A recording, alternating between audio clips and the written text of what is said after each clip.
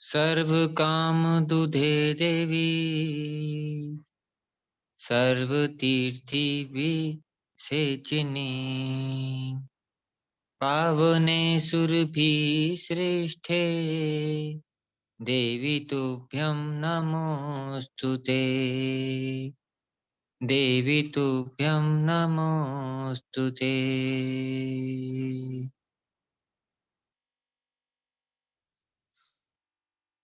आज का जो सत्र है वह स्वाध्याय सत्र है। इसलिए भाइयों इसमें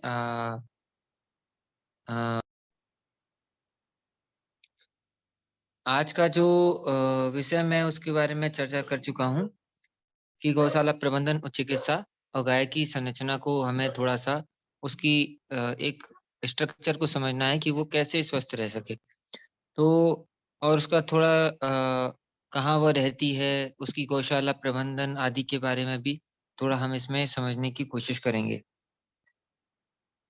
हाँ, इसमें जैसे हमें यह जानने की जरूरत है कि गौशालाएं तो विभिन्न प्रकार की होती हैं और इस क्षेत्र में जैसे कि सार्वजनिक गौशालाएं हैं, व्यक्तिगत हैं और सहकारिता के आधार पर भी हैं।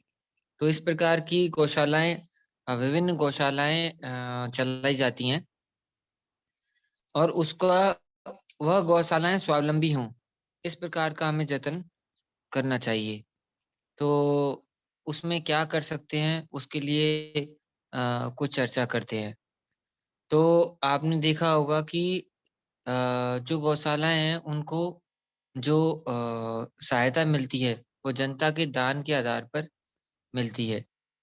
तो वह कभी-कभी यह है कि उनके लिए सुविधाजनक रहता भी है और कभी-कभी नहीं रहता है।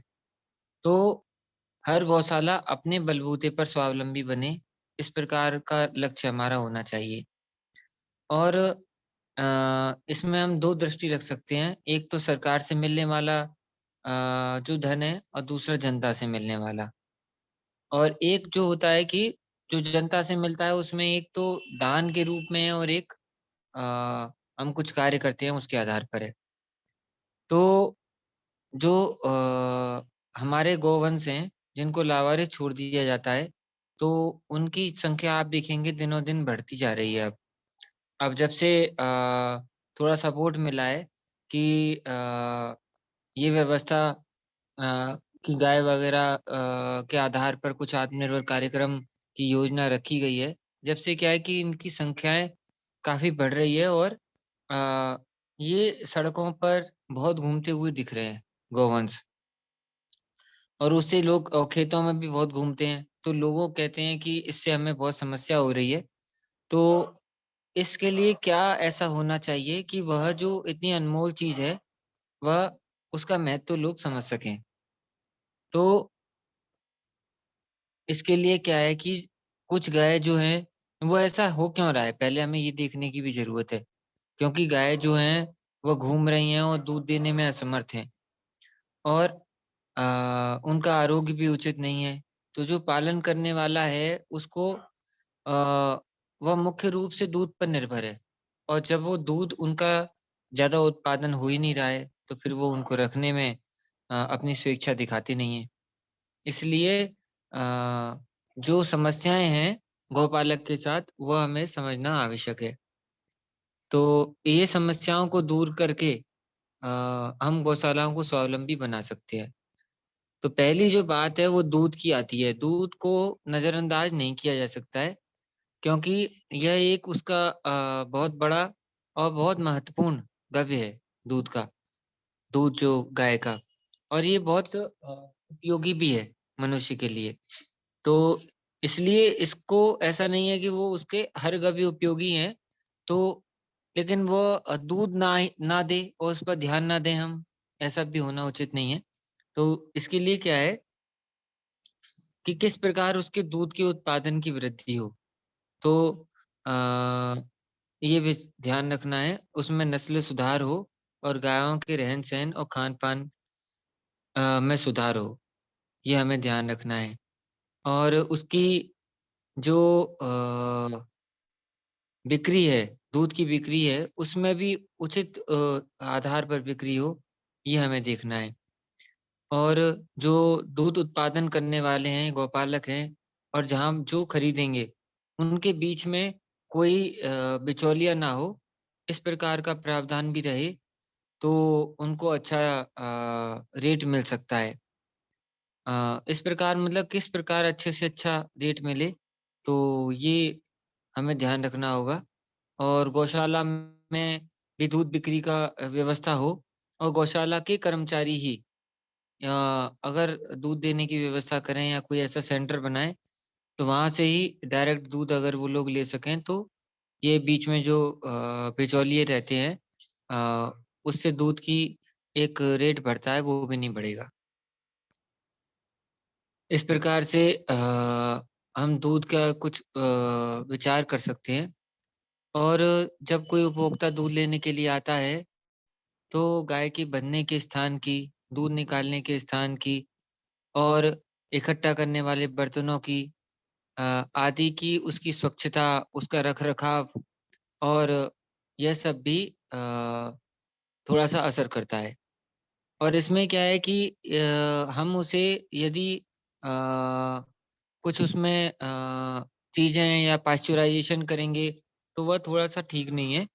तो इसलिए क्या है कि ज़्यादा से ज़्यादा कॉन्टैक्ट बढ़ाने की ज़रूरत है और देसी गाय के महत्व को दर्शाने की ज़रूरत है कि वह उसका दूध क्यों अच्छा है। यह लोगों को दिखाने की, अपने यहाँ बैनर लगाने की बहुत ज़रूरत है कि उसके दूध के फ़ायदे क्या-क्या हैं और उसके दूध में क्या-क्या है कि ए2 मिल्क है और वह कोलेस्ट्रॉल को कम करता है, शरीर में पित्त का नाश करता है। अ, हर वर्ग का व्यक्ति इसको पी सकता है, रसायन का काम करता है। तो बहुत सारी चीज़ें जो आयुर्वेदिक दृष्टिकोण से वो सब गौपालक को अपने बाहर जहाँ पे वो दूध वितरण करते हैं, वहाँ पे रखना चाहिए। और इसमें हमें ये ध्यान रखना चाहिए कि उसकी जो लंबे समय तक जो वो दिया जा रहा है, वह थोड़ा-सा एक प्योरिटी शुद्धता के साथ में हो। उसमें मतलब किसी तरीके की कुछ मिलावट ना करें, ये पहली चीज़ होगी, तो लंबे समय तक ग्राहक उनके साथ रहेंगे, यानी कि पानी आदि किसी भी तरह की कोई भी ऐसी चीज़ ना रखेंगे, तो लंबे समय तक ग्राहक उनके साथ में रहेगा। ये हमें चीज़ें ध्यान में देनी चाहिए। और इसमें ये है कि जैसे कि कभी क्या होता है कि दूध उत्पादन ज़्यादा हो जाता है, ऐसा होता है। और ये कोई लोग कहेगा कि अरे ये अप्राकृतिक तरीका है, लेकिन क्या है कि कभी-कभी दूध का उत्पादन ज़्यादा हो जाता है, कई बार ग्राहक लेने भी नहीं आते। तो उस अवस्था में क्या करना है कि हमें दूध ठंडा करने की व्यवस्थाएँ भी होनी चाहिए।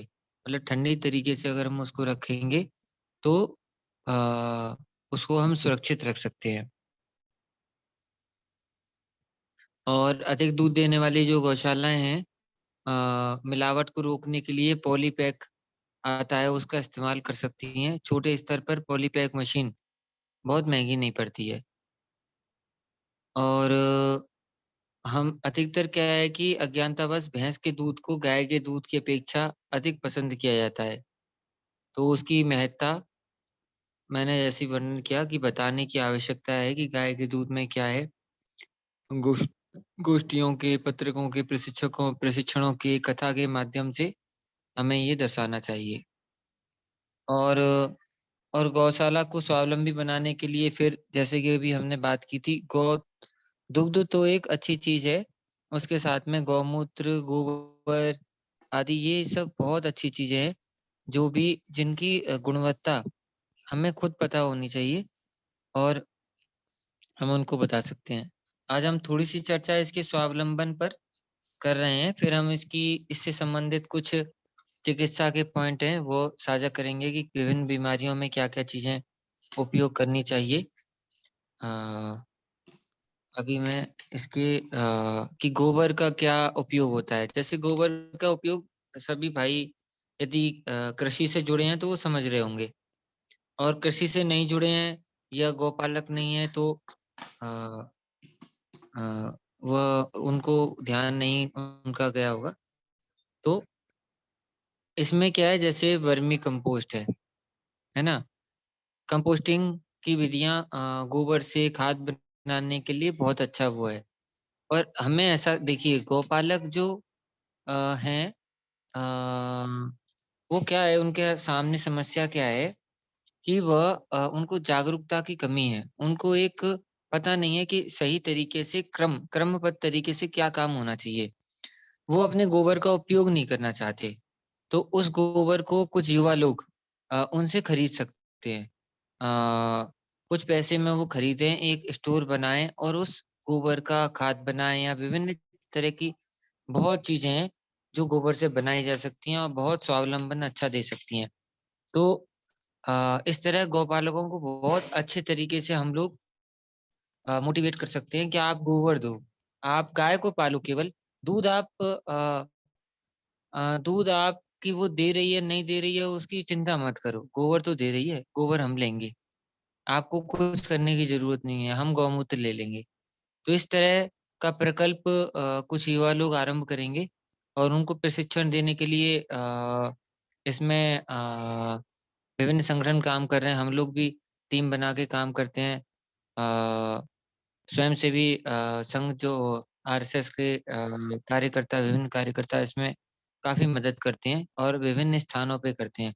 अगर कोई किसी अलग-अलग स्थान पर है और मेरे से कॉन्टैक्ट करेंगे, तो मैं अलग-अलग जगह पर इस तरह के कार्यकर्ताओं का संपर्क सूत्र दे दूँगा, जो आपको प्रशिक्षण कराने का, विक्रय कराने का में मदद करेंगे। प्रशिक्षण में तो बहुत मदद करेंगे, विक्रय में भी मदद करते हैं, लेकिन विक्रय के लिए थोड़े अपना एक वो भी दिखाना पड़ता है, मतलब अपना प्रयास, पुरुषार्थ, अ, और क्योंकि विक्रय ऐसा नहीं है कि हर जगह विक्रय के लिए इतनी जागरूकता बन चुकी हो, तो विक्रय के लिए सहयोग मिलेगा, लेकिन अपना अपना सहयोग भी देना पड़ेगा थोड़ा-सा। तो आप मुझे नंबर साझा कीजिएगा, मैं आपको संपर्क करा दूँगा। जी। तो इसमें तेसु जी आप कुछ कह रहे हैं क्या? आपने माइक ऑन किया है। जी। सर मैं नमस्कार सर। नमस्कार, नमस्कार। सर मैं ये कहना चाह रहा था, जैसे जो नॉर्मली हम गांव में देखते हैं, जैसे हम भी लोग गाय वाय पालते हैं, जो ये आवारा वाली बात कर रहे थे ना, जी, जी। तो मेनली ये गाय तो कोई नहीं छोड़ता नॉर्मली, लेकिन ज्यादा समस्या इनके बछड़ों के साथ ज्यादा है। जी, जी, जी। नहीं, वो गाँव में नहीं होगी, पर शहर में गाय छोड़ रहे हैं लोग बाग। जी। गाय शहर में तो जो पहले से भी स्थिति है, लेकिन जो अभी फसलों का नुकसान हो रही है, इससे किसान ज्यादा बहुत परेशान है। क्योंकि गांव में भी नॉर्मल जो हाँ, पशुपालक हाँ, है वो हाँ। करते हैं, अगर बछड़ा हो गया तो बछड़े को छोड़ देंगे, जब तक वो गाय के साथ दूध दूध पी हाँ रहा जी, है हाँ तब तो जी। ठीक है, उसके बाद वो 1 साल का बछड़ा हुआ जैसे तो उसको छोड़ देंगे जंगल में। तब क्या करता है, वो किसानों की फसल खाएगा, हुँ, हुँ, रहेगा हुँ, तो हुँ। आसपास ही गाँव में ना। तो अगर आप जैसे आप लोग हुँ, भी हुँ, जाते हुँ, हैं, हुँ, हम भी हुँ। जाते हैं अपने गाँव, तो हमारे गाँव में भी मैं भी गया था, तो 10-20 बछड़े वहाँ मतलब हमेशा घूमते हैं, और वो किसी एक या दो जी, जी, किसान जी। का खेत जैसे पकड़ कि लेंगे और वो पूरा खराब कर देंगे। तो एक इस तरीके का कुछ मतलब हाँ। हो नहीं रहा है। और अगर आपके कांटेक्ट में कुछ फार्मर है, तो आजकल एक गर्भाधान चल रहा है ना, जिसमें मतलब वो थोड़ा महंगा हाँ होता जी, है। हाँ जी। तो हुँ, हुँ, हुँ। उसमें मतलब मोस्ट प्रोबेबिलिटी ये रहती है कि मतलब अगर गाय को हम गर्भधान उस विधि से कराते हैं सीमेंट से, तो बछिया होने की ज्यादा प्रोबेबिलिटी रहती है। तो उससे बछड़े कम होंगे, तो हुँ, हुँ, हुँ। बछिया को तो किसान इजीली पाल लेता, लेकिन बछड़ों के साथ, और जब से मतलब गवर्नमेंट ने थोड़ा प्रतिबंध लगाया है और ये सब चीजें बंद करी हैं, तो बछड़ों को कोई ऐसे खरीद भी नहीं रहा है। हुँ, हुँ, हुँ, हुँ। ऐसा है तो ना इस तरीके से तेसु जी, आपने जी बीच में थोड़ा-सा अपनी राय रखी है, तो उससे थोड़ा एक मैं एक विषय को क्लियर करने में थोड़ी और आसानी होगी। तो मैं आपको ये थोड़ा-सा मतलब विषय के साथ मैं भी ये कह बता देता हूँ कि इस पे क्या है ना, जितनी समझ और जितना टीम वर्क होगा उतने टीम वर्क के साथ में हम लोग इस समस्या का समाधान कर पाएँगे।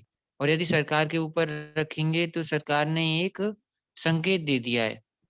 सरकार जी, ने जी। एक आपके आपके साथ में एक सहयोग कर दिया है कि आप गाय को बचाओ। हमने गाय को बचाने के लिए कुछ कानून या कुछ ऐसा आपको चीज़ मतलब उसका मदद कर दी कि वो ज़्यादा नहीं कटेगी। कुछ उसको बढ़ाने के लिए विभिन्न प्रकार की उसने अ मतलब सहयोग की स्कीम निकाल दी। जी, लेकिन जी, वो जी। पूरी स्कीम वगैरह जो निकाली वो सब अच्छा है सर। मैं ये नहीं कह रहा कि स्कीम अच्छी है, ध्यान देना है लेकिन कि मतलब हमारी टीम वर्क के रूप में हम काम करेंगे तो चीज़ हो जाएगी। तेसु जी, मैं अभी अपना विषय थोड़ा-सा जी, जी, आगे जी, आप थोड़ा कंप्लीट कंप्लीट कर करिए। लेता हूँ, फिर बाद जी, में जी, वो जी। करेंगे क्योंकि विषय फिर वो हो जाएगा, है ना? जी। जी, जी। तो अभी हम इस पे चर्चा कर रहे थे कि गाय के दुग्ध का तो हम महत्व तो समझ रहे हैं। तो इसी प्रकार से जो गौपालक या गौशाला या कोई आम व्यक्ति भी अगर वो समझेगा जो गाय को नहीं पाल रहे हैं, तो वह दूसरे को प्रेरित करेंगे कि इसकी गवियों का महत्व बहुत अच्छे से समझने की आवश्यकता है। तो जो ऐसे गोबर है, गोबर गैस प्लांट है, तो गोबर गैस प्लांट का महत्व बहुत अच्छे से समझना चाहिए। अब इसमें क्या हो रहा है कि गोबर गैस प्लांट में विभिन्न ऐसी अ, विधियाँ प्रयोग की जा रही हैं जो सस्ती भी हैं। मतलब गोबर से आपको क्या मिलता है? गोबर गैस प्लांट से हमें ये समझना चाहिए। और इसका एक प्रॉपर प्रोसीजर कभी मैं आपको एक वीडियो भी शेयर करूँगा, ग्रुप में भी शेयर कर चुका हूँ वैसे मैं। और और बहुत सारे वीडियो मैं आपको शेयर कर दूँगा इसमें कि अ, गोबर से किस प्रकार से आसानी से गैस बन जाती है। बहुत बहुत आसान तरीका है, गोबर से गैस बनाने का। शहर में रहने वाले लोग भी बना सकते हैं और गाँव में रहने वाले लोग बना सकते हैं। उसको पक्की पक्की संरचना में भी बना सकते हैं और पोर्टेबल भी बना सकते हैं। और ये 4000 से आरंभ होता है पोर्टेबल स्ट्रक्चर। 4000, 5000, 6000 इस तरह से पोर्टेबल स्ट्रक्चर बन जाते हैं और बड़े स्ट्रक्चर जैसे 10,000, 15,000, 20,000 में परमानेंट स्ट्रक्चर बन जाते हैं।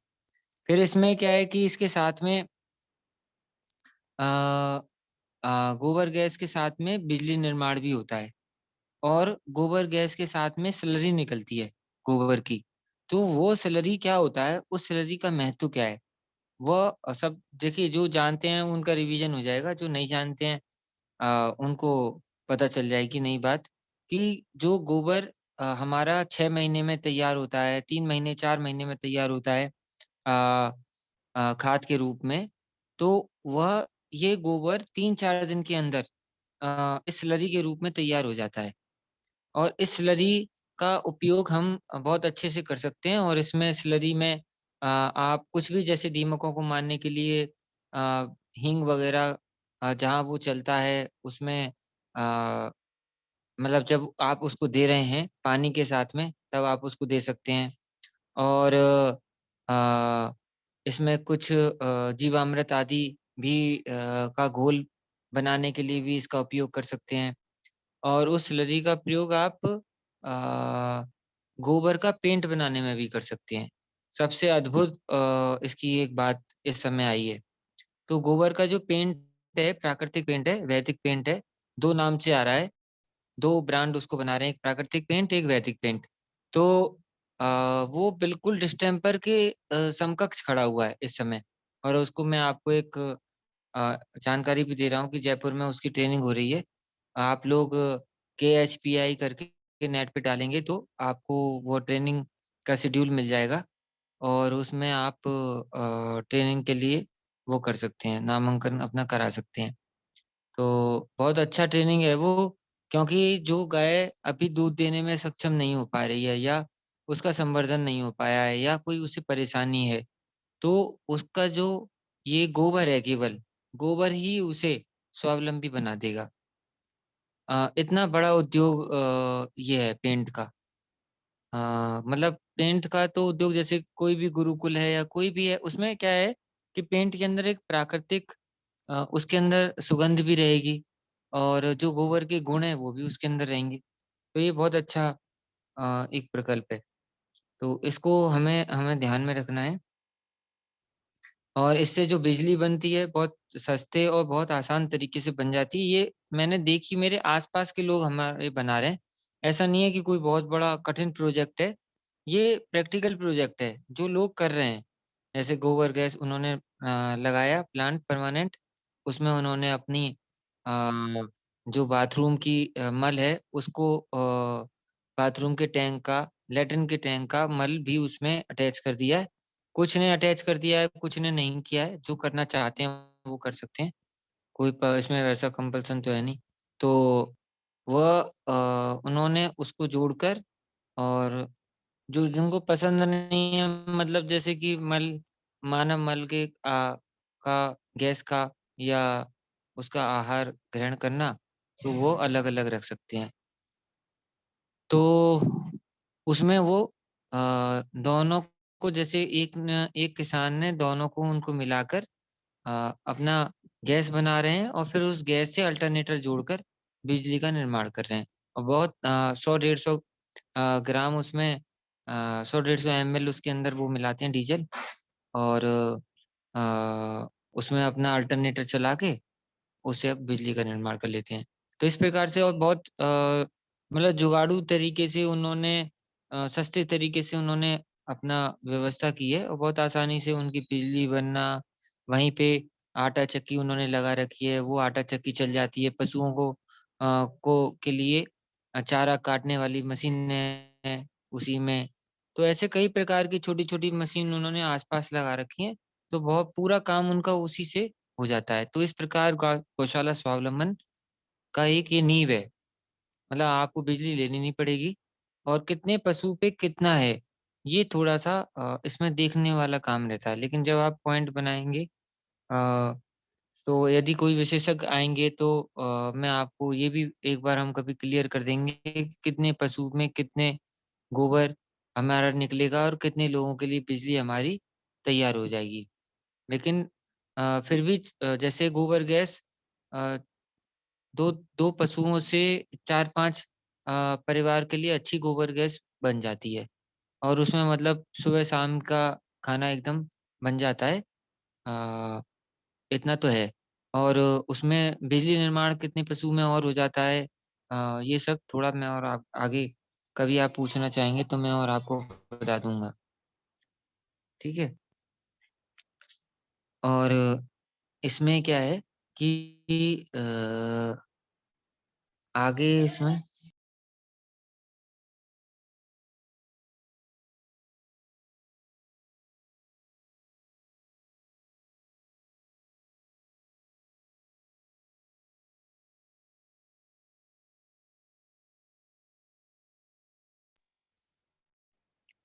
जी, तो इस तरह हमें इसके महत्व को समझना है और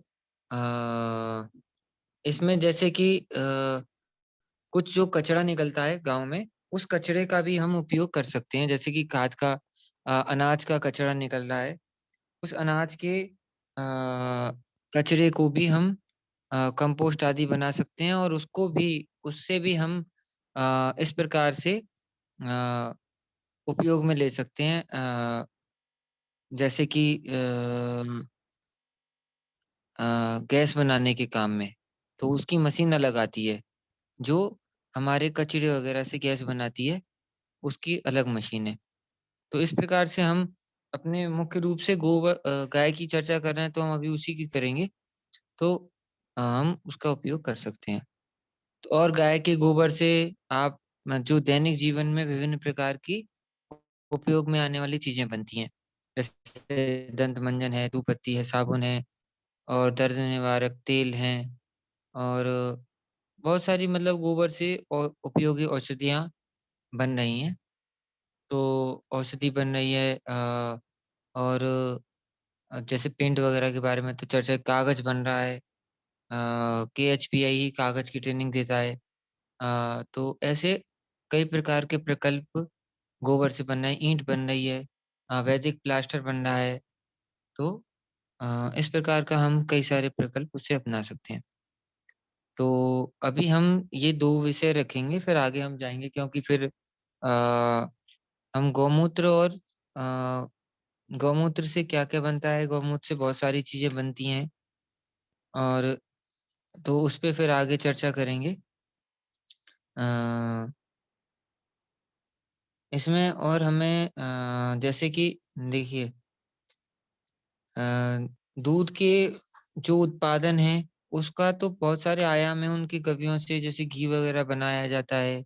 तो वो तो दूध ही एक वो हो गया अपने आप में एक मेन प्रोडक्ट हो गया, उससे आप कुछ भी करो। जैसे गोबर एक मेन प्रोडक्ट हो गया, उसके प्रमुख उत्पाद हो गया, उसको कितने भागों में आपको तोड़ना है, ये आपके ऊपर निर्भर करता है। कितना वर्गीकरण करना है उसका। तो अब इसमें जैसे हम बछिया और बछड़ों की बात करते हैं, क्योंकि वो हम उसके कवियों की तो और चर्चा कर लेंगे, कवियों पे तो चर्चा होती है। और इसमें एक विषय और है, जैसे कि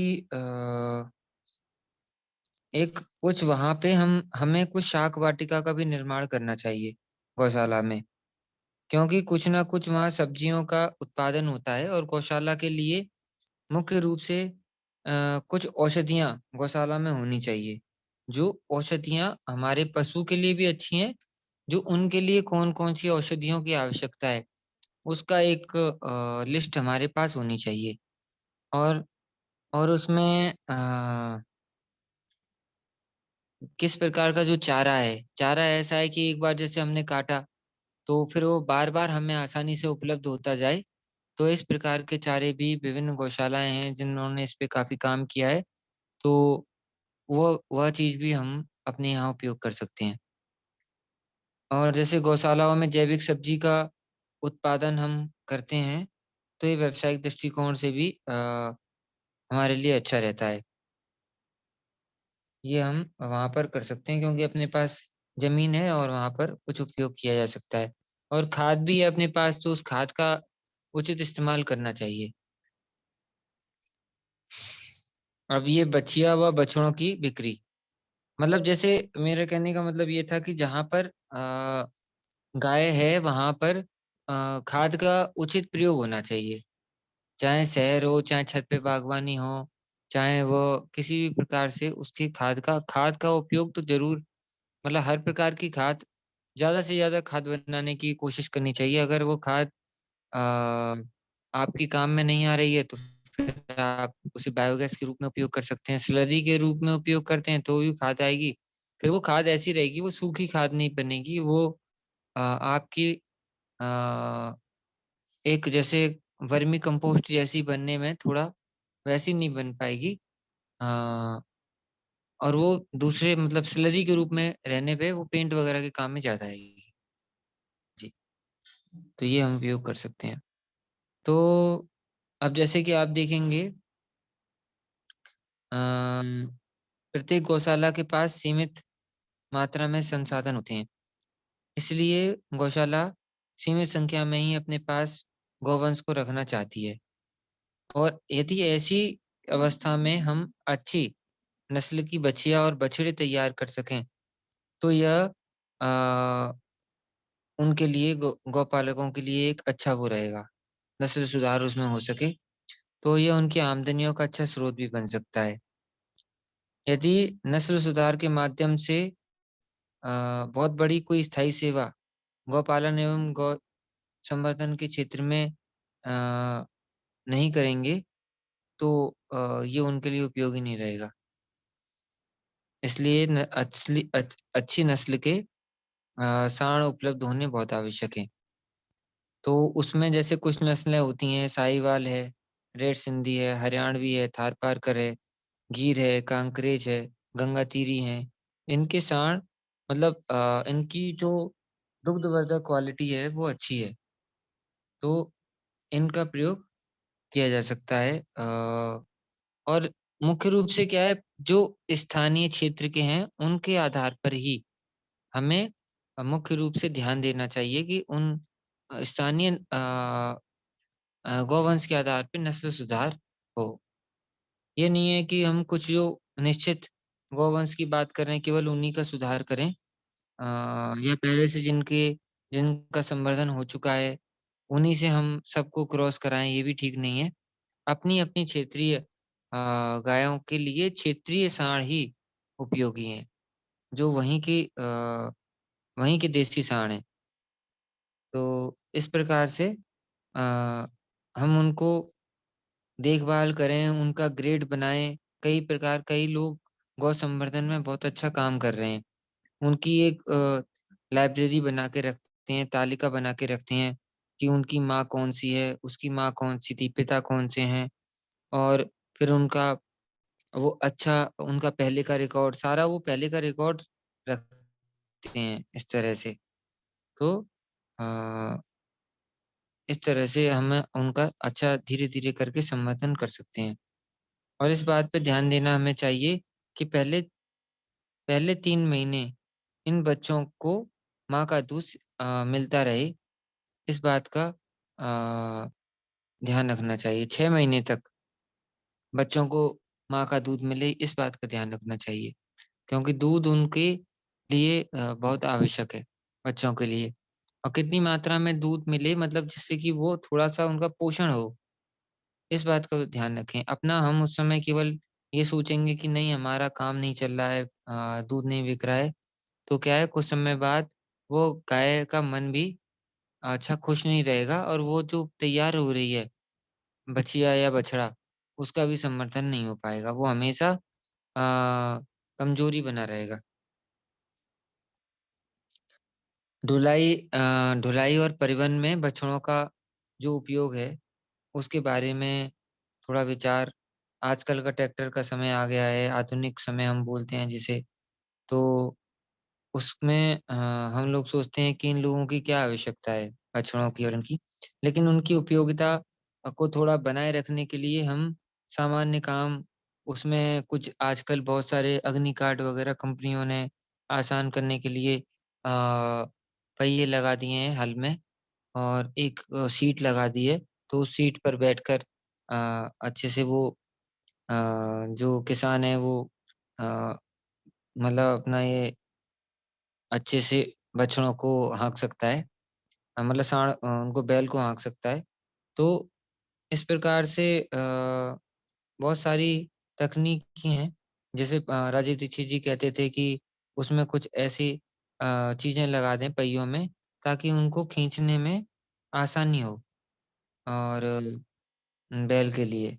तो बहुत सारा हल्का-फुल्का काम बैलों के माध्यम से ऐसा कर सकते हैं और कुछ उसमें अल्टरनेटर लगा सकते हैं। जैसे कोलू वगैरह का कुछ उपयोग किया जाता है बैल के बैल में, तो उसमें कई मल्टीपल चीज़ें लगा सकते हैं कि वो रोटेशन भी आसान हो जाए, हल्का हो जाए, बैल पर भी वज़न ना पड़े और कई सारी मल्टीपल चीज़ें हो जाएँ। तो कई लोगों ने इस प्रकार का काम किया है राजस्थान में, तो वो वह सब ढूँढ के थोड़ा कॉन्टैक्ट तो आजकल कॉन्टैक्ट करना कोई बड़ी चीज़ नहीं है। बस ये है कि उनको कोई काम कर रहा है तो एक इस प्रकार का लिंक कोऑर्डिनेशन अच्छा रहना चाहिए कि एक-दूसरे तक आसानी से ये सब चीज़ें पहुँच जाएँ। तो गौपालक क्या है कि इसको समझ लेता है कि हाँ, ये हमारे ऊपर बोझ नहीं है। तो इस प्रकार हमें अपने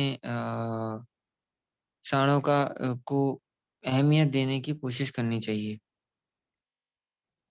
अब जैसे कि हम देखते हैं कि हम छोटे-छोटे कामों के लिए तो उनका प्रयोग कर सकते हैं ना। अब लोग कहते हैं अरे इनकी कोई ज़रूरत नहीं है। पर गाँव में हर काम के लिए आप समय नहीं है, ये सब करके मानवीयता ख़त्म कर दी है। तो इसलिए वो उनको उनको मारना मारने की तरफ ध्यान ज़्यादा देते हैं। पर छोटे-छोटे काम अगर हम करेंगे तो उनका रख-रखाव कर सकते हैं। छोटे-मोटे काम उनसे करा सकते हैं, ताकि वो हमारे काम भी आएँगे और वो बेकार भी महसूस नहीं होंगे।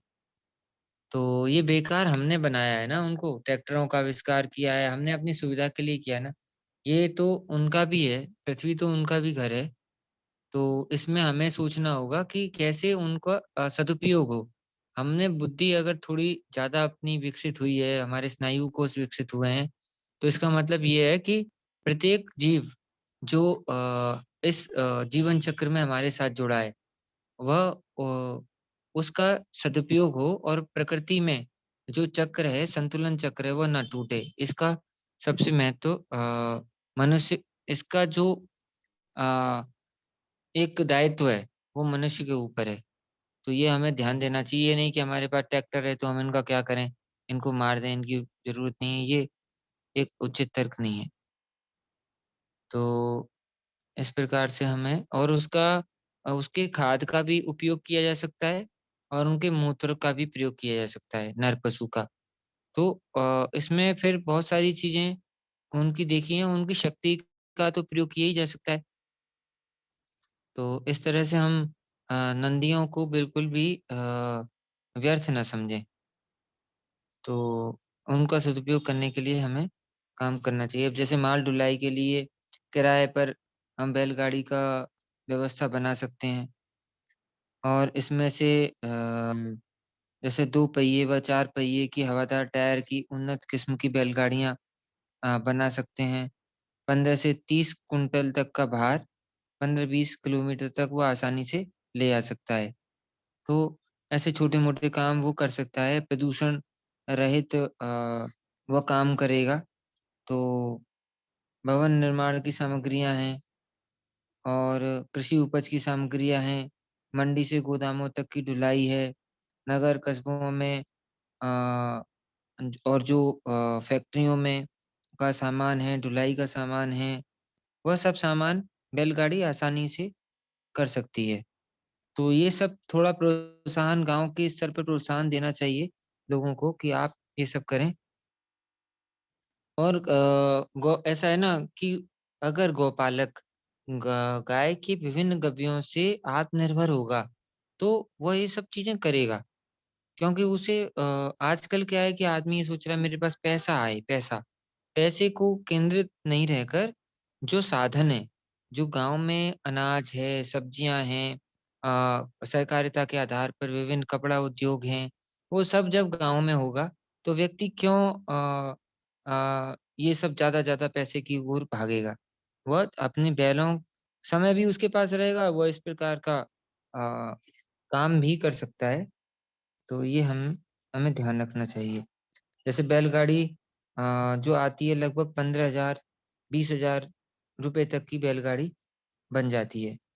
तो वो बहुत ज़्यादा कोई आय भी उसमें खर्च नहीं होती है और मतलब व्यय भी नहीं होता उसमें और हमारा जो ज़रूरत के लिए हमारा सामान है उसमें हो जाता है। हम उसके ऊपर उस बैलगाड़ी का बहुत उपयोग कर सकते हैं। जैसे कि हम शहरों में ले जाके कैनोपी लगा सकते हैं उसके ऊपर, कुछ उसमें पोस्टर इस तरह के लगा सकते हैं, तो वो वितरण का अच्छा काम कर सकती है। तो ऐसे कई काम उसके माध्यम से हम बैलगाड़ी के माध्यम से कर सकते हैं। जुताई के लिए किराए पर अ, ये दे सकते हैं हम अपने बैल दे सकते हैं। जैसे कि मान लीजिए किसी कोई सहकारिता में काम कर रहा है, तो हम उसको अपना बैल हल देंगे, तो वो हमें कुछ और चीज़ दे सकता है। या किसी के पास है, तो उसमें कोई बात ही नहीं है फिर तो। लेकिन जिनके पास नहीं है, तो वो इस तरह से कर सकते हैं। अब जैसे कि ये काम ट्रैक्टर से कराया जाता है, तो ट्रैक्टर में क्या होता है डीज़ल भी लगता है और वह खेत की मिट्टी को टाइट भी करता है। तो ये किसानों को समझाने की ज़रूरत है कि जो बैल चलता है मिट्टी में, वह मिट्टी को मुलायम बनाता है और मिट्टी को मुलायम बनाता है और हमारा ईंधन भी कम खर्च होता है, प्रदूषण भी नहीं फैलता है। तो इस प्रकार से अ, बैल चालित कृषि कई प्रकार के cultivator, harrow, plough, seed drill leveller, bund maker आदि कृषि यंत्र इसमें आने लगे हैं। तो उनका हम उपयोग कर सकते हैं। तो ये मुख्य चीज़ ये थी कि हम बैलों की अहमियत को समझें और इसमें प्रशिक्षण के लिए हम क्या-क्या करें? गौशालाएँ प्रशिक्षण और ग्राम विकास के लिए कुछ इसमें कई सारी चीज़ों का प्रयोग किया जा सकता है, लेकिन मुझे लगता है थोड़ा-सा हम चिकित्सा के विषय पे थोड़ी चर्चा कर लेते हैं, ताकि ताकि हम थोड़ा-सा गाय के नज़दीक आ सकें। हमने जैसे पिछली बार वैद्य जी को बुलाया था, तो चिकित्सा संबंधी विषय पर काफ़ी अच्छा चर्चा हुई थी उनसे। काफ़ी लोगों ने कई सारे विषय उनसे पूछे थे। तो इसमें कुछ थोड़ा-सा मैं साझा कर देता हूँ, फिर इसके बाद हम अगली बार फिर हम रखेंगे, तो जो विषय आज छूट जाएँगे, उसके बाद के आगे के फिर विषय को हम इस प्रबंधन कार्यक्रम में आगे बढ़ाएँगे। तो जी। तो इसमें जैसे गौवंश के सामान्य स्वास्थ्य के लिए हमें क्या करना चाहिए? हमें अ, उनके आहार की समुचित व्यवस्था करनी चाहिए। आहार सस्ता हो, स्वादिष्ट हो, पाचक हो, पोषक हो, इस प्रकार का हमें ध्यान रखना चाहिए। और उनके पूरी शरीर के संतुलन को पूरा करता हो और चारा सस्ता हो, उसे पोषक बनाने के लिए उसमें दलहनी हरा चारा हमको शामिल करना चाहिए। और पशु के साँस लेने के लिए पर्याप्त स्वच्छ वायु उसे मिलती रहे, इस बात पर हमें फ़ोकस रखना चाहिए। ध्यान केंद्रित रखना चाहिए अपना, पीने के लिए स्वच्छ पानी, पर्याप्त पानी की व्यवस्था उसके लिए हो और रोशनी अच्छे से आती-जाती रहे और थोड़ा-सा अगर स्वच्छंद भी रह सके, तो ये बहुत अच्छा है। उनके लिए जैसे जो पशु बंधे बंधे रहते हैं, तो उसको थोड़ा-सा फ्री खुला रहना का मौका मिले, ये भी हमें ध्यान देना चाहिए, ये व्यवस्था हम कैसे कर सकें। और पशु के जो हम उसके लिए छाया गृह या आवास गृह उसके लिए बनाना चाहते हैं, तो उसमें भी बहुत स्वच्छता रहे, गंदगी ना रहे, ये बहुत समस्याएँ रहती हैं। उसका जो फर्श है और वो खुरों से अपनी तो अ, वहाँ पे गंदगी करता है और जो थोड़ा-सा गड्ढा वगैरह कर देता है, उसको भी हमें देखना है कि वहाँ गंदगी पैदा ना हो। नालियों की नित्य सफाई होती रहे और मूत्र व गोबर से भीगा बिछावन आदि इस्तेमाल नहीं करना चाहिए। शारीरिक सफाई हेतु उन्हें नहलाना नियमित नहलाना चाहिए। इस प्रकार हमें ध्यान रखना चाहिए और उन पशुओं के शरीर का तापक्रम सामान्य रहता है और बाह्य परजीवियों से उनकी रक्षा रहती है। तो और जैसे पशु में अगर वो मरते हैं गौशाला में पशु, तो विभिन्न प्रकार की खाद के रूप में उनको जैसे कहाँ पे उनका वो करना है उनको मतलब ऐसी व्यवस्था करनी है उनकी कि उचित प्रकार से खाद भी उनकी बन जाती है, तो वो इस तरह का विचार किया जा सकता है। और रोगी पशुओं के मलमूत्र व अंतस्राव तथा गर्भपात से प्राप्त पदार्थों का समुचित रूप से नष्ट कर देना चाहिए। उनसे कोई औषधि निर्माण आदि में उनका उपयोग नहीं लेना चाहिए। तो पशुशाला को रोगाणु रहित बनाया जाए, संक्रमण ना हो उनको और मतलब रोगाणुनाशक इस प्रकार की जो आदि पदार्थों का नीम के पानी का और विभिन्न ऐसे पदार्थों का वहाँ प्रयोग होना चाहिए ताकि चूने का जहाँ वो बैठते हैं वहाँ नीचे थोड़ा चूना वो रख देना चाहिए जिससे कि उन्हें थनैला आदि रोग होने की संभावना ना रहे। और जैसे ही वो रोगी दिखें तो स्वस्थ पशुओं से उनको अलग रख देना चाहिए और उसमें इलाज में भी सुविधा होती है और संक्रमण भी दूसरे में फैलने का खतरा नहीं होता। और फ़िनाइल, डीडीटी आदि चीज़ों का भी प्रयोग कर सकते हैं। अ, इस प्रकार उनको स्वस्थ मतलब वहाँ पे स्वच्छता बनाए रखने के लिए। बीमार पशुओं को कभी भी चारागाह में चरने के लिए और मेलों में बिक्री के लिए इस तरह से उनको नहीं ले जाना चाहिए। ताकि वो दूसरे के पास भी उसका ना वो हो।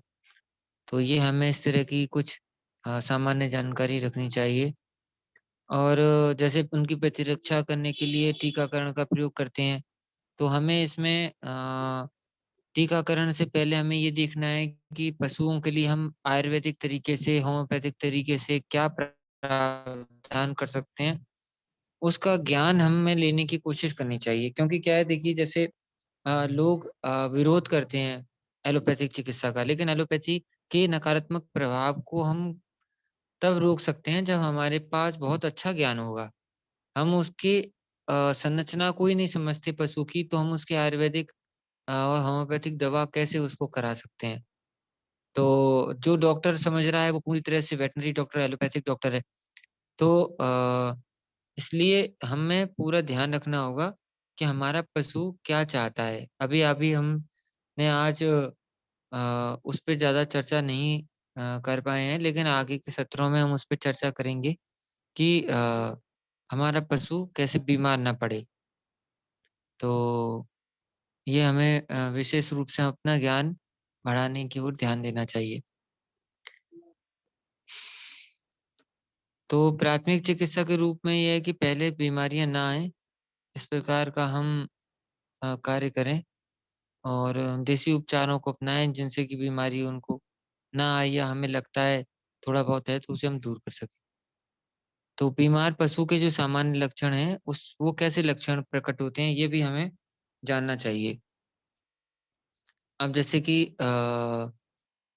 एक स्वस्थ पशु की आदतें और उसके व्यवहार को अच्छी तरह हमें परखना चाहिए। जैसे बीमार पशु कैसा होता है? देखने में सुस्त लगता है, चारा कम खाता है या कम कर देता है बिल्कुल। पशु जुगाली करना बंद कर देता है तथा दुधारू पशुओं का जो दूध देने की क्षमता है वो कम हो जाती है उनकी। इस तरह ऐसे लक्षणों जैसे के साथ-साथ पशुओं को बुखार भी आता है। उसकी नाक सूखी-सी होती है, पानी अगर उसकी नाक पर पानी रहता है तो समझ लीजिए पशु स्वस्थ है और उसकी नाक सूखी-सूखी है तो समझ लीजिए गड़बड़ हो रही है। शरीर गर्म रह जाता है और पेशाब का रंग गहरा हो जाता है। साँस तेज़ लेता है, आँखें लाल हो जाती हैं तथा पानी गिरने लगता है। पानी गिरने लगता है तो विभिन्न पेट में कीड़े आदियों की भी समस्या प्रकट होती है। तो कुछ सामान्य रोगों के ऊपर हम चर्चा करते हैं, जैसे कि कब्ज़ है।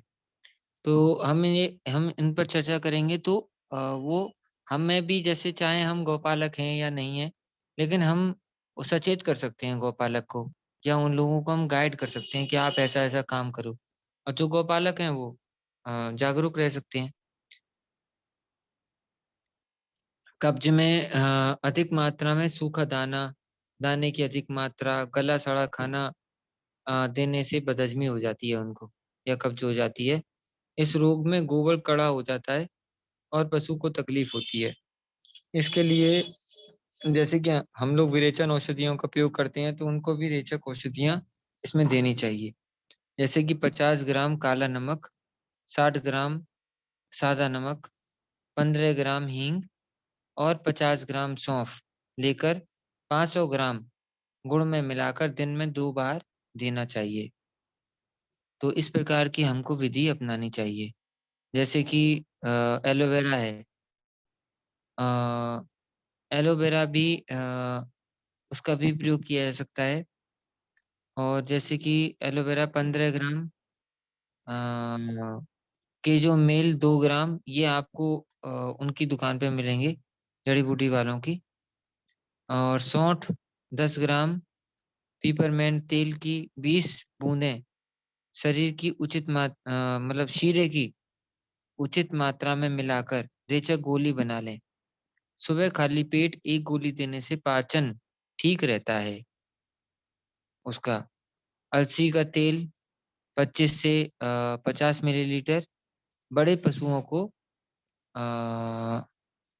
90 से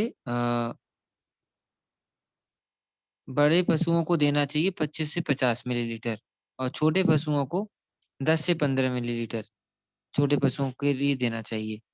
यह भी एक प्रभावी रेचक का काम करता है। यह हम मनुष्यों में भी रेचक के लिए अलसी का प्रयोग करते हैं, अरंडी का प्रयोग करते हैं। तो इस तरह से प्रयोग किया जा सकता है। 500 मिलीलीटर अरंडी का तेल भी विरेचन का काम करता है। तो इस प्रकार उनका पेट साफ रहेगा। इस प्रकार की हम औषधियाँ उनको दे सकते हैं। और जैसे पेट फूलता है पशु का, तो उस अवस्था में क्या करना है कि क्या लक्षण क्या प्रकट होते हैं? जैसे कि पशु के पेट में अधिक गैस बन जाती है, तो बाईं ओर कोख उसकी फूलने लगती है। ऐसा अधिक मात्रा में फलीदार चारा जैसे हरी बरसीम, रिजका आदि तथा खराब अनाज, सड़ी गली रोटी, चावल, सड़क पर पड़ा कचरा आदि खाने से हो जाता है। ग्रसिका में रुकावट आने से गैस बाहर नहीं निकल पाती है, जिसके कारण भी अफारा होता है। इस बीमारी से ग्रसित पशु सांस नहीं ले पाता और बार-बार उठता बैठता रहता है। अगर तुरंत चिकित्सा न की जाए तो उसकी मृत्यु तक हो जाती है। इससे बचाव के लिए यह ध्यान रखना चाहिए कि पशु को हरी बरसीम खिलाई जा रही हो, तो उसके साथ थोड़ा भूसा या सूखी कुटी अवश्य मिलाएँ। उपचार के लिए हम कुछ औषधियाँ रख सकते हैं उसमें। रोग की प्रारंभ अवस्था में आधा लीटर कोई भी वनस्पति तेल जैसे सरसों तेल, मूँगफली तेल में 10 मिलीलीटर तारपीन का तेल व 5 ग्राम हींग मिलाकर पिलाने से काफ़ी राहत मिलती है। लेकिन तारपीन का तेल हम प्रयोग कर रहे हैं तो थोड़ा इसमें वैद्य की सलाह या पशु चिकित्सक की सलाह भी ज़रूर ले लें। मतलब पशु चिकित्सक जो आयुर्वेद का प्रयोग कर रहे हैं। यदि आपके पास नंबर नहीं है तो मेरे से नंबर ले सकते हैं। उनसे सलाह लेकर कि हाँ, हम इसमें तारपीन का प्रयोग कितनी मात्रा में करें तो और आपको आसानी हो जाएगी। फिर उसके कुछ घंटे बाद 200 ग्राम मैक्सल्फ और 200 ग्राम नमक का जुलाब देने से फ़ायदा होता है।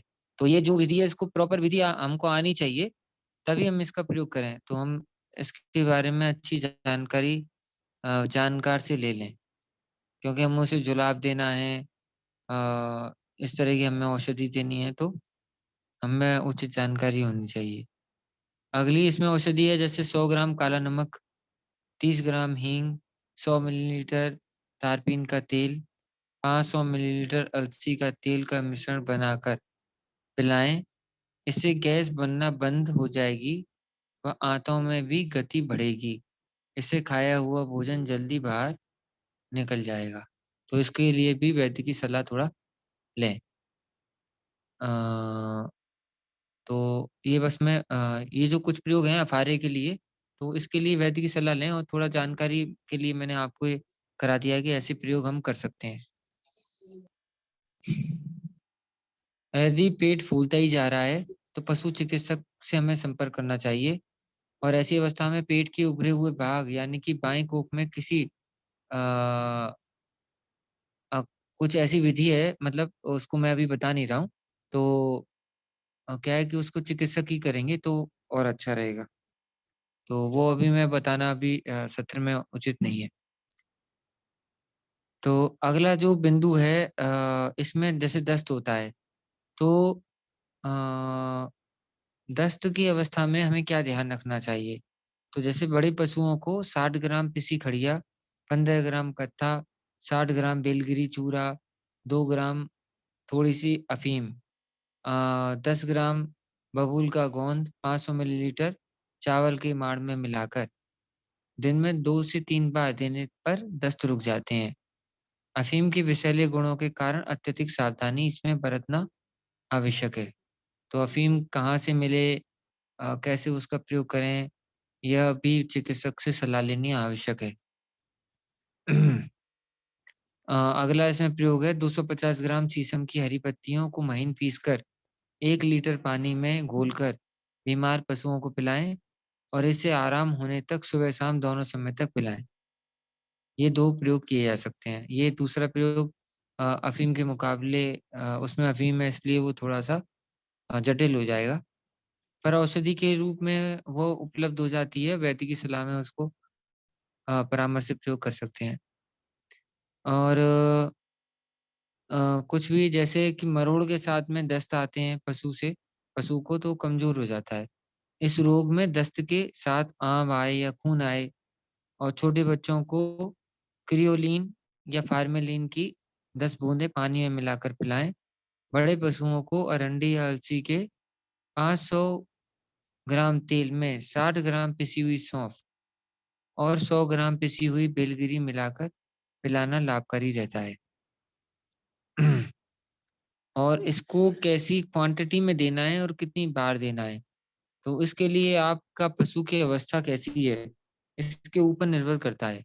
इसलिए है ना, जैसे हम जो चर्चा करते हैं, बताते हैं, इसका मतलब ये नहीं है कि आप 500 ग्राम तेल उसको एकदम पिला देना है।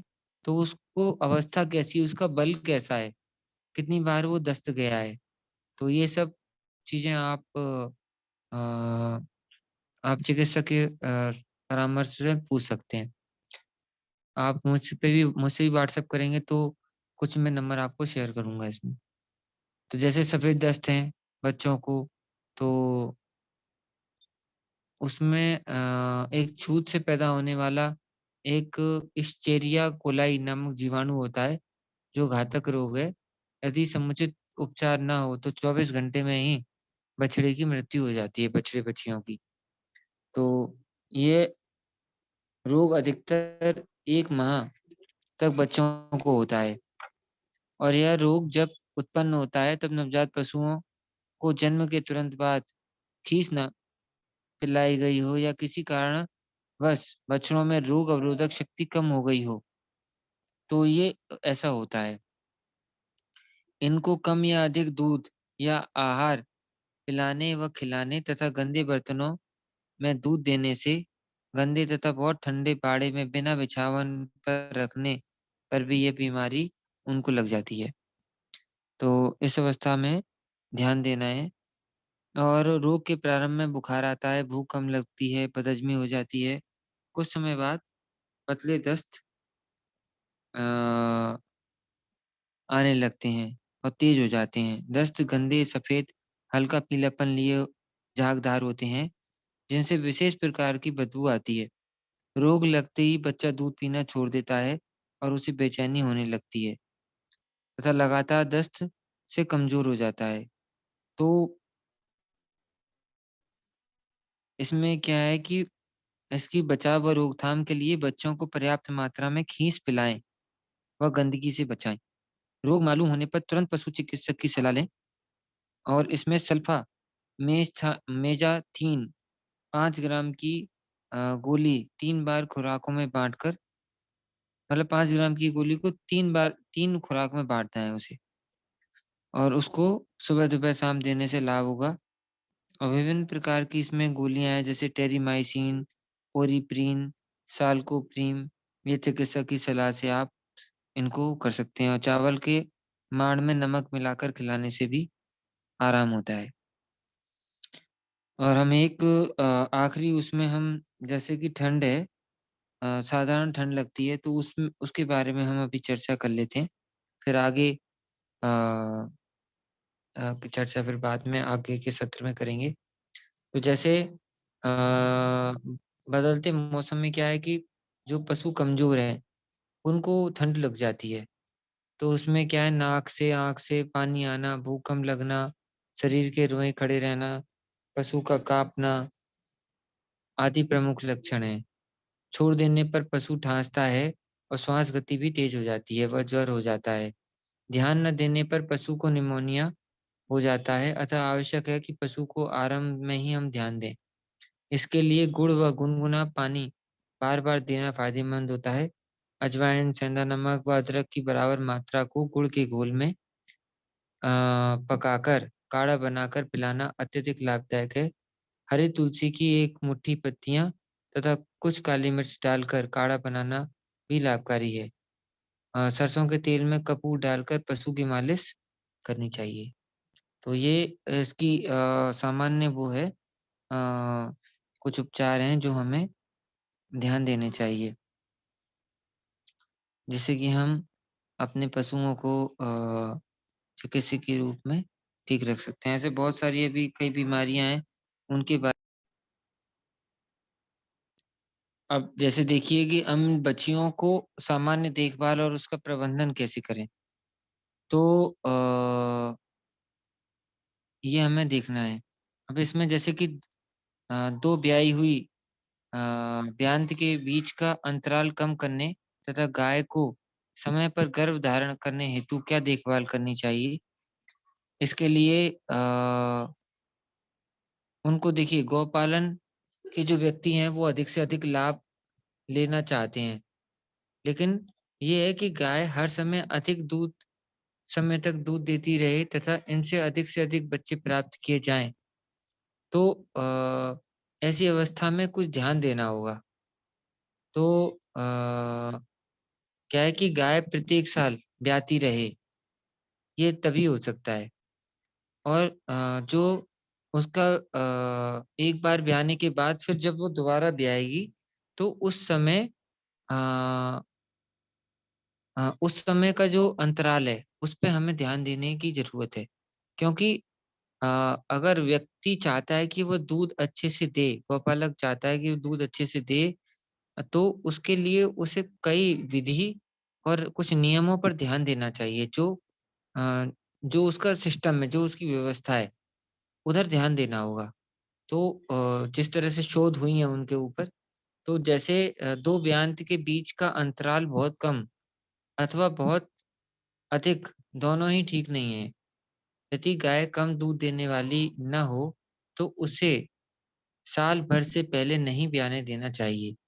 यदि बहुत ज़्यादा दूध देने वाली हो, तो 2 ब्याँतों यानी कि ब्याने के का अंतराल का समय ब्याँत है, उनके बीच का अंतर 13 से 14 माह का होना चाहिए और इसमें हमें कुछ निम्न सावधानियाँ बरतनी चाहिए, जैसे कि ब्याने के 3 माह के अंदर गाय को अवश्य गाभिन कराना चाहिए। साधारण गाय को ब्याने के 60 से 90 दिन के अंदर ही गर्भित करा लें तथा गर्भधारण के 45 दिन से 75 दिन के बीच अवश्य गर्भित की जाँच करा लें और जब गाय ब्याने के 12 से 13 महीने बाद दूध देना बंद कर देती है, तब किसान भाई गौपालक उसे फिर गाभिन कराते हैं। इससे 2 ब्याँत के बीच का अंतर बहुत बढ़ जाता है और उसकी उत्पादन क्षमता कम हो जाती है। हमने देखेंगे कि 75% गाय ऐसी हैं जो ब्याने के उपरांत 3 माह के भीतर ही गाभिन न हो सकने के कारण वर्षों खाली रहती हैं। ऐसी गाय कृषकों के ऊपर भार उनका उन्हें अनुभव होता है कृषकों को। तो यदि 3 महीने के बाद भी गर्भवती ना हो, तो उसकी विशेष देखभाल रखनी चाहिए। ऐसी गायों को साँड़ के सानिध्य में रखना चाहिए, भेजना चाहिए चरने के लिए और यदि 4 महीने के उपरांत भी वह गाय गर्भ धारण न करे, तो कुछ समय तक उसका आहार कम करके उसे गर्म चीज़ें जैसे ग्वार, सनई का बीज इत्यादि उबालकर धान्य के रूप में खाने को देना चाहिए। सनई आदि के बीज को देने पर चिकित्सक का परामर्श थोड़ा लेना चाहिए क्योंकि सनई मतलब थोड़ा परामर्श एक बार लेना चाहिए देने से पहले इन सब चीज़ों को। तो जो वेटरनरी डॉक्टर है उससे नहीं लेना चाहिए, जो आयुर्वेदिक पशु चिकित्सक है, जहाँ वो उस पे काम कर रहा है, आयुर्वेदिक माध्यम से, उस पर देना चाहिए। क्योंकि जो वेटरनरी एलोपैथिक से चिकित्सा कर रहा है, वो फिर इन सब चीज़ों को एकदम दरकिनार कर देगा, कि क्या कर रहे हैं आप ये सब। तो जो आयुर्वेदिक सिद्धांत अपना रहे हैं, उससे अनुभव है उनका उस क्षेत्र में, तो उनकी सलाह ले सकते हैं सबके लिए। और आधा किलोग्राम अंकुरित चने और 50 ग्राम मेथी का बीज प्रतिदिन दाने के रूप में लगभग 2 सप्ताह तक खिलाया जाना भी लाभप्रद रहता है। काफ़ी समय तक गाभिन न होने वाली गाय यदि स्वस्थ हैं, तो इन्हें डिंभ की मालिश अथवा पीएमएस, वेस्ट्रोल, वेस्टाइल इत्यादि दवाओं के इंजेक्शन द्वारा बड़ी सुगमतापूर्वक उन्हें ऋतुमयी बनाया जा सकता है। तो कुछ गायों के डिंभ में खून का थक्का जिसे कार्पस ल्यूटियम कहते हैं, आ जाता है, जो गाय को गर्भ धारण करने में बाधा डालता है। अतः इस प्रकार की किसी भी गड़बड़ी की आशंका होने पर हमें पशु चिकित्सक की मदद लेनी चाहिए। गाय को सांड से मिलने के उपरांत 2 से 3 दिन दाना नहीं खिलाना चाहिए अथवा कम खिलाना चाहिए। इस तरह कुछ उसके रख-रखाव की हमें बातें ध्यान में रखनी चाहिए। गाय के ऋतुकाल को ठीक से पहचानना चाहिए और समय पर गाभिन उसे कराएँ। तो गाय के ऋतुमती होने का एक चक्र होता है। पशु में गर्मी चक्र शुरू होने पर यह औसतन हर 21 दिन 18 से 22 दिन में आता रहता है और गर्भित होने की अवस्था तक यह चक्र, जिसे कि मध्य चक्र कहा जाता है, चलता रहता है। गाय की ऋतुमयी अवस्था को ठीक से पहचानना गोपालक के लिए बहुत आवश्यक है। यदि सही समय पर गाय के गर्मी में आने का लक्षण ना पता लग पाए, तो वह समय पर गर्भधारण ना किया जाए, तो ब्याँत का समय बढ़ जाता है। परिणामतः गाय काफ़ी समय सूखी खड़ी रहती हैं और ये समस्याएँ काफ़ी गौपालक महसूस करते हैं क्योंकि इन चीज़ों पर वो विचार नहीं करते। जैसे इस तरह जैसे मैं आपको ये बता रहा हूँ, ये सब ज्ञान जो है, ये भी होना चाहिए, इसकी प्रैक्टिकल ट्रेनिंग भी कहीं पे जाकर वो कुछ दिन के लिए ले सकते हैं।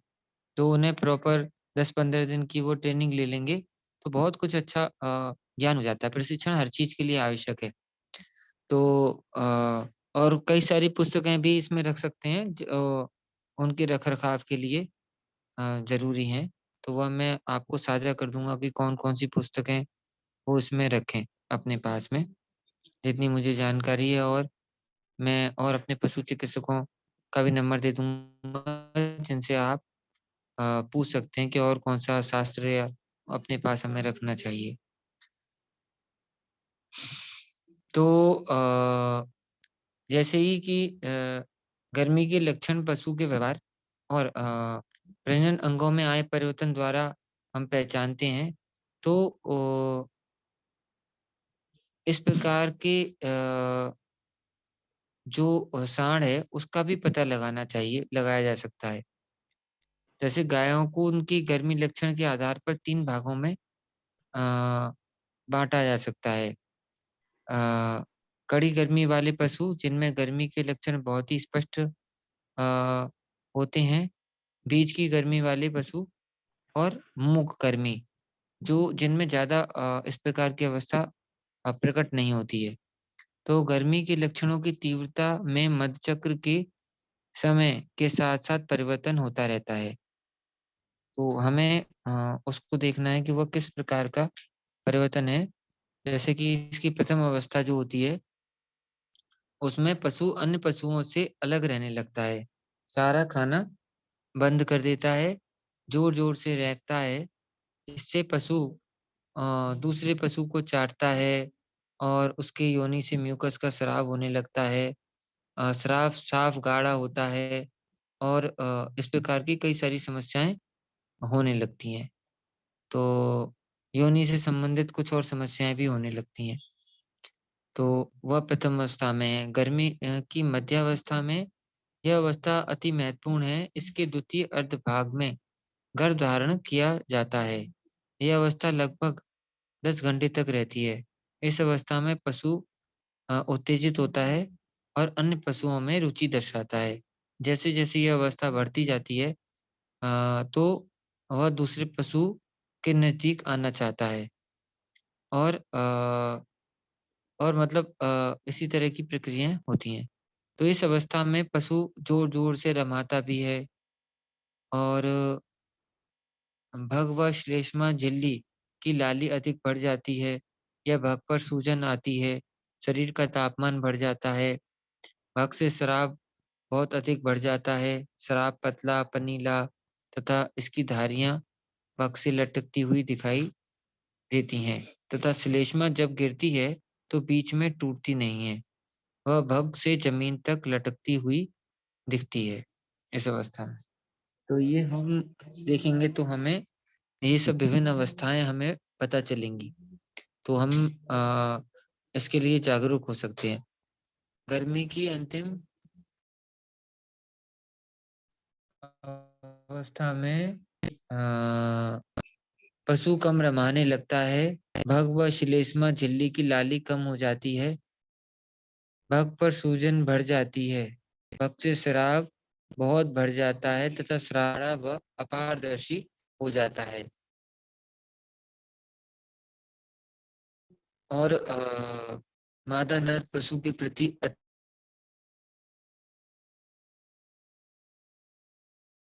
अपने मतलब विभिन्न इसमें अवस्थाएं होती हैं, तो ये अवस्था अच्छी नहीं मानी जाती। इस अवस्था को स्थिर ऋतुमती कहते हैं।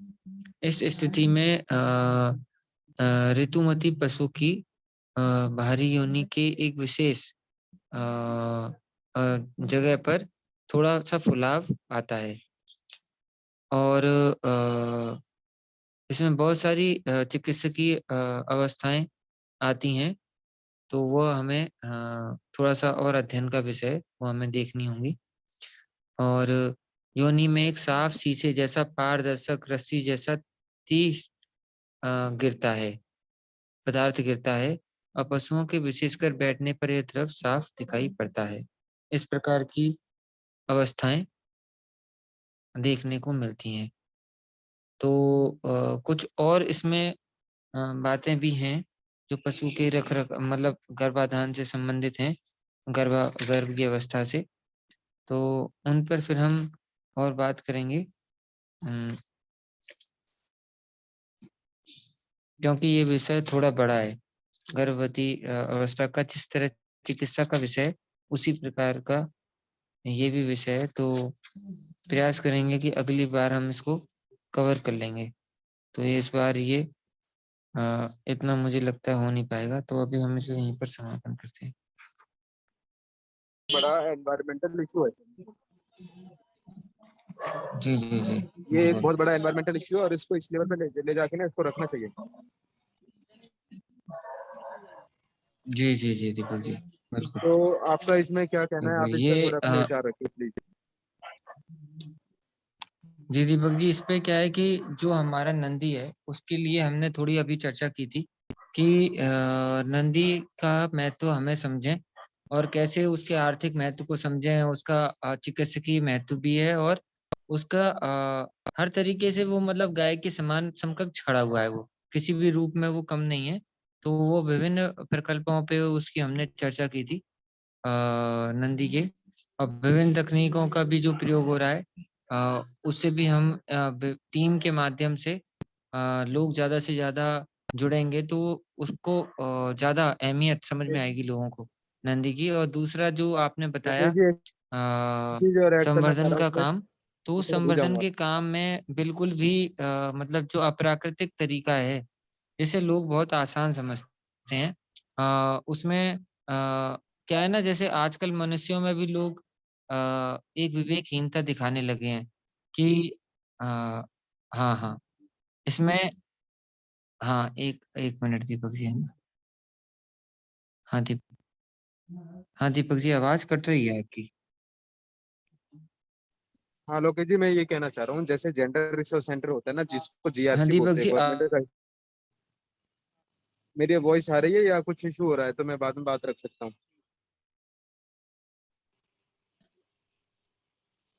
अगर मेरी आवाज नहीं आ रही तो मैं बाद में अपनी बात रख सकता हूँ, कोई आ बात रही है दीपक जी, हाँ आपकी आवाज आ दीपक रही जी है हमें। बोलिए। नहीं। दीपक अच्छा, जी मैं ये कह रहा बोलिए। हूँ कि जैसे गवर्नमेंट में एक हाँ जी, आपकी आवाज थोड़ा सा कट कट के आ रही है दीपक जी मेरे पास। मेरी आवाज आ रही है भाइयों बहनों भाइयों आपको? बताइए, सबको कट कट के आ रही है, लोकेश जी को कट कट के आ रही है, तो फिर हम दोबारा लोकेश जी की आवाज बीच में ब्रेक होती है कभी कभी। मेरी अच्छा आवाज। मेरी तरफ। दीपक जी आपकी आवाज साफ आ रही है, लोकेश जी की बीच में कभी कभी कटती है। अच्छा चलो अच्छा ठीक अच्छा, है, मेरी धन्यवाद। तरफ से एरर है। मेरी तरफ से एरर है, ठीक है। तो तो इसमें मैं ये कह रहा हूँ कि जैसे दीपक जी की ये बात मुझे अभी मैं सुन पाया कि इसमें हमें क्या करें हम लोग? तो इसमें दीपक जी जो मैं जितना लोगों के संपर्क में आया हूँ, मैंने अभी एक सभी के साथ में ही साझा किया था कि हम लोग कुछ लोगों के साथ में टीम के रूप में पूरे भारतीय स्तर पर जुड़े हैं। मतलब अलग-अलग राज्य में गाय से संबंधित जो लोग काम कर रहे हैं, उसमें अलग-अलग सोशल मीडिया पे, व्हाट्सएप पे भी ग्रुप बने हैं और उसमें जिला स्तर पर और छोटे-छोटे क्षेत्र स्तर पर लोग जुड़े हुए हैं और वो अलग-अलग उसमें ग्रुप हैं।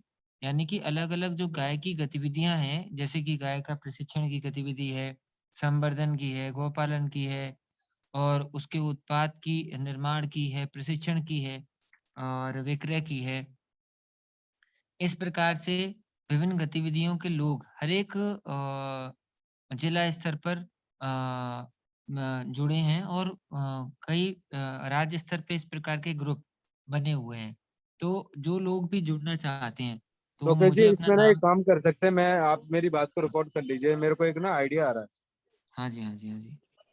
हम क्या कर सकते हैं ना कि आप सब भी इसमें मदद कर सकते हैं, जितने भी लोग जुड़े हुए हैं। हम ना ऐसा करते हैं कि काव केयर की एक टीम बनाते हैं और मेरा मानना ये है कि जितनी फार्मिंग में काव इम्पोर्टेंट है, कहीं ना कहीं और भी सब पक्षी और जानवरों की एक वो है। तो हम क्या हुँ, हुँ। करेंगे, जैसे काव केयर है, किसी को बफेलो से रिलेटेड समस्या है, किसी को गोट है, किसी से सिप है, किसी को सांप से रिलेटेड समस्या है, किसी को चूहे से, किसी को बंदर से, किसी को हाथी से। तो हम ना इसमें एक एनिमल केयर टीम डाल सकते हैं और इसमें कुछ 50 2 250 एक्सपर्ट रख सकते हैं।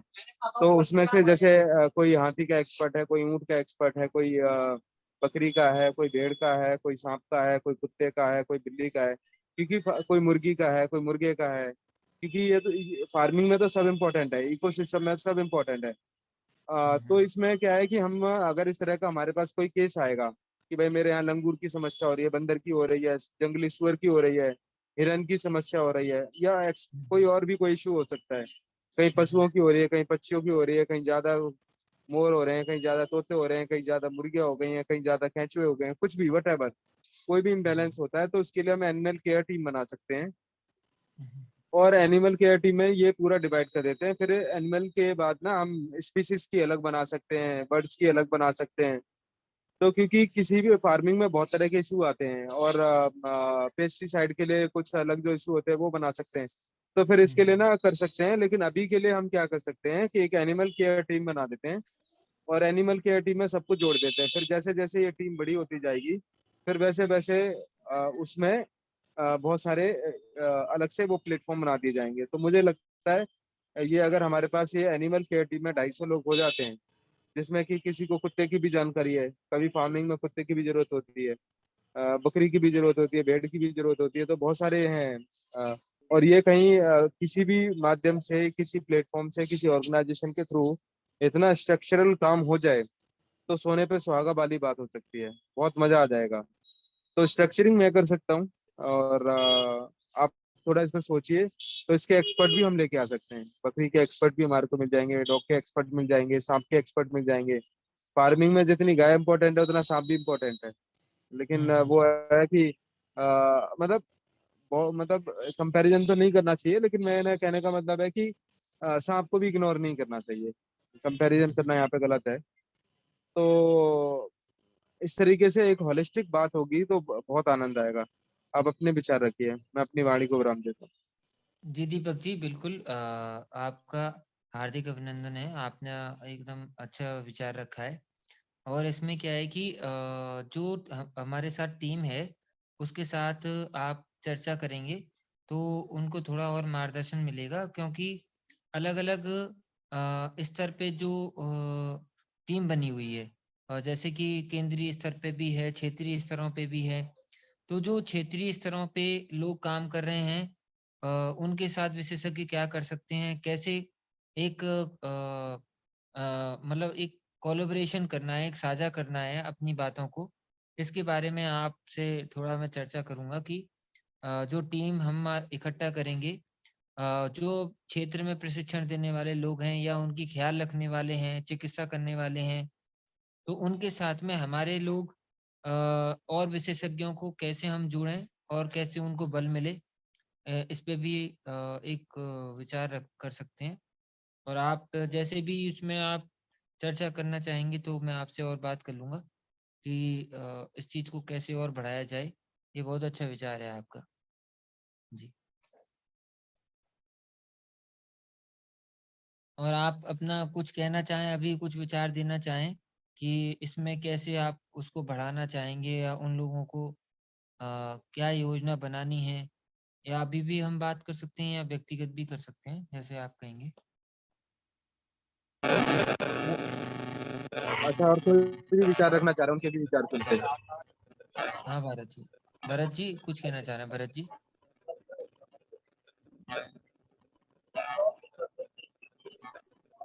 भरत जी आवाज नहीं आ रही है भरत जी आपकी। हेलो हाँ भरत जी बोलिए। सर, मेरा कहना ये था जैसे कि क्या हो मेरे यहाँ पे क्या है, मेरे यहाँ भरत जी मैं आपकी तो आवाज सुन नहीं पा रहा हूँ, बहुत कम, चलो मतलब बिल्कुल आवाज नहीं सुन पा रहा हूँ। हाँ चलो चलो मैं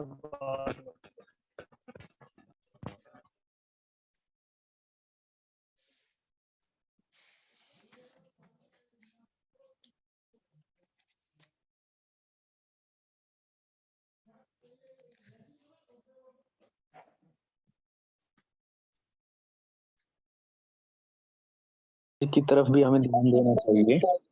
तो उसमें मेरा एक सुझाव है, जब मैं मतलब समझता हूँ, मैं पता नहीं कितना सही है कितना गलत है, लेकिन मैं समझता हूँ कि नंदी महाराज के पास जो अथाह बल की जो ताकत है, उनके पास जो ऊर्जा है, उसका अगर हम मैकेनिकल माइंड लगा के कुछ ऐसे ऐसे यंत्रों का प्रयोग कर सकें जिससे हम उनकी ऊर्जा का सदुपयोग कर सकें हम, तो शायद उनकी तरफ मतलब उनकी जो अहमियत है वो शायद हम और हमारा समाज शायद ज्यादा आसानी से प्रयोग करे, क्योंकि हम बहुत ज्यादा लालची हो चुके हैं। कोई चीज अगर हमारे काम की है तो ही हम उसको मतलब अहमियत देते हैं, अदरवाइज नहीं देते। और जो अपना नंदी है, उनके पास हमें देने के लिए उनके पास ऊर्जा, उनकी जो शारीरिक ऊर्जा है सिर्फ वही है। तो उसका अगर हम कोई ऐसी मशीनें जो आसानी से और उनके बल के प्रयोग से अगर चल सके, तो उस प्रकार के मैकेनिकल इंजीनियर्स को जोड़ के और तब अगर डेवलप कर सके तो शायद उनका कुछ उत्थान हो सके। जी जी जी उमेश जी इस पे अभी आप शायद थोड़ा लेट जुड़े हैं क्या सेशन में? हाँ, मैं पहले जुड़ता था, आज काफी दिनों बाद जुड़ा हूँ मैं। नहीं, आज के सेशन में थोड़ा सा सत्र में थोड़ी देर पहले जुड़े हैं क्या, शुरुआत से नहीं जुड़ पाए हैं? हाँ, बीच में एब्सेंट हो गया था बिल्कुल। हाँ नहीं, अभी अभी के सेशन में थोड़ी देर पहले हमने शुरुआत में चर्चा की थी बैल के ऊपर कि इसकी शारीरिक क्षमता के ऊपर बहुत सारी गौशालाएं काम कर रही हैं, और उन्होंने कई प्रयोग किए हैं और कई प्रकार का आसान बनाने के लिए इसमें इसमें कई यंत्र जोड़े हैं, जिससे कि वह आसानी से मल्टीपल काम हो सकते हैं और बैल पर ज्यादा वजन भी ना पड़े। इस तरह का उन्होंने उसकी सदुपयोग के लिए सोचा है। और उसमें बैल के चिकित्सकीय उपयोग के बारे में भी सोचा है।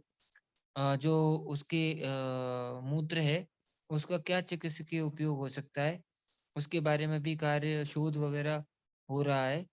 और उनका जो खाद वगैरह का उपयोग किस प्रकार हो सकता है, थोड़ा सा उसका पीएच गाय के पीएच से हल्का सा ज्यादा होता है, इसलिए उनके बारे में भी इसमें शोध चल रहा है।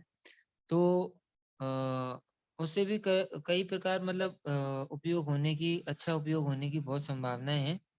तो देखिए जैसे हम अच्छे लोगों के संपर्क में आएंगे तो और हमें इसमें जानकारी मिलेगी। अ, जी उमेश जी। जी, धन्यवाद लोकेश भाई। लोकेश भाई, अगर हम जो अपना गौ माता के गोबर से जो हम प्रोडक्ट बनाते हैं, उनमें जैसे मान के चलो आजकल ये एसीपी जो होती हैं, जो ऑफिस वगैरह में जो दीवारें लगाते हैं एसीपी की प्लेट्स के थ्रू, उनकी तरह अगर हम गोबर की कोई प्लेट बनाएं और उनको वाटर प्रूफिंग करें, वाटर प्रूफिंग अगर उसमें ऐड हो सके किसी तरह से, तो शायद गोबर का और ज्यादा प्रयोग कि हम चीजें बना सकते हैं। अगर उस प्रकार के भी अगर कोई हो आपके संपर्क में इस पे काम जैसे कर आप रहा हो। टाइल, जैसे टाइल होते हैं उसका विकल्प कह रहे हैं आप, टाइल्स का? टाइल्स का बिल्कुल, टाइल छोटी हो जाती है, वो एसीबी पैनल्स बड़े हो जाते हैं। तो ऐसा है, देखिए अभी ईंटों का निर्माण तो हो गया है, आपने सुना होगा, है ना? हाँ तो मलिक साहब। हाँ, मलिक जी ने किया है बीकानेर में। तो अब उसमें देखिए शोध कार्य बीकानेर अब ये कर रहे हैं, सुदर्शन जी कर रहे हैं पहले। अब इसमें कई और लोग भी आने लगे हैं धीरे धीरे। एक मनोज जी भी हैं, पहले पेंट में वैदिक प्लास्टर में सुदर्शन जी ही थे। अब पेंट में मनोज जी भी एक हैं, उन्होंने वैदिक पेंट निकाला है। तो इस प्रकार से कुछ और लोग भी मेरे ख्याल से आएंगे, शोध कार्य करेंगे, तो इसमें और भी अच्छा होगा। अभी इन चीजों में शोध कार्य कम हो रहा है, तो ये इसके ऊपर है उमेश जी। सबसे बड़ी बात ये है, क्योंकि कई सारी गौशालाएं हैं जिनके हम संपर्क में हैं, तो उसके संपर्क में खैर आप भी होंगे। लेकिन क्या है कि मतलब बहुत ज्यादा जो हमें जानना पड़ेगा कि कहाँ कहाँ रिसर्च हो रही है इस प्रकार की, सारा डाटा हम लोगों के पास होना चाहिए, तो हमें वो आसानी होगी। मेरे पास भी कुछ डाटा है, आप लोगों के पास भी हो तो आप साझा कीजिए, जिससे कि हम लोगों को वो डाटा बड़ा करके हम लोग समझ पाएंगे कि क्या इसमें और अच्छी चीजें हम लोग कर सकते हैं। ये है। और इसमें एक सबसे बड़ी चीज होती है, जैसे कि आप जो लोकेश जी, हाँ दीपक जी। मेरे को ना एक हेल्प चाहिए आपकी टीम में से। पूरे भारत में कोई भी एक ऐसा व्यक्ति चाहिए हम्म, हम्म, जो मेरी वर्चुअली हेल्प कर सके। वर्चुअल असिस्टेंट की जो